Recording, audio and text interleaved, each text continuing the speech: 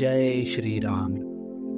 दोस्तों, आप सभी का रामायण कथा के आज के इस भाग में स्वागत है। जांबवंत द्वारा हनुमान को प्रेरणा। विशाल सागर की अपार विस्तार देखकर सभी वानर चिंतित होकर एक दूसरे का मुंह ताकने लगे। अंगद, नल, नील आदि किसी भी सेनापति को समुद्र पार करके जाने का साहस नहीं हुआ।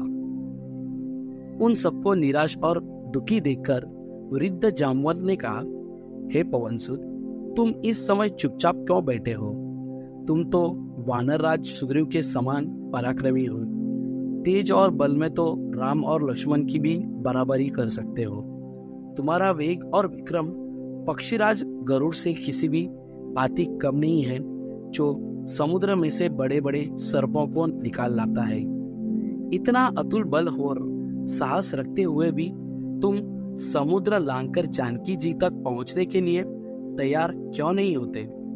तुम केसरी के क्षेत्रज्ञ और वायुदेव के औरस पुत्र हो, इसलिए उन्हीं के सदृश तेजस्वी और अबाध गति वाले हो।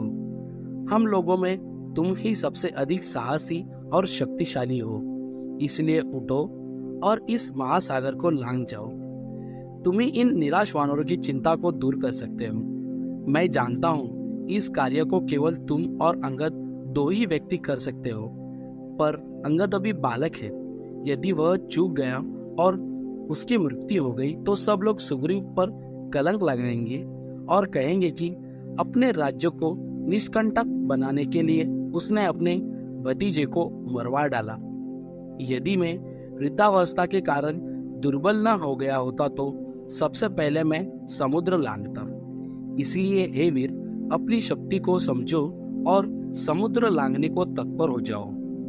जांबवंत के प्रेरक वचनों को सुनकर हनुमान को अपनी क्षमता और बल पर पूरा विश्वास हो गया।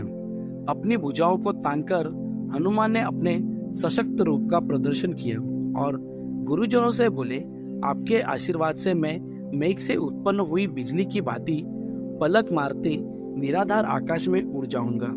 मुझे विश्वास हो गया है कि मैं लंका में जाकर अवश्य विदेहा कुमारी के दर्शन करूंगा।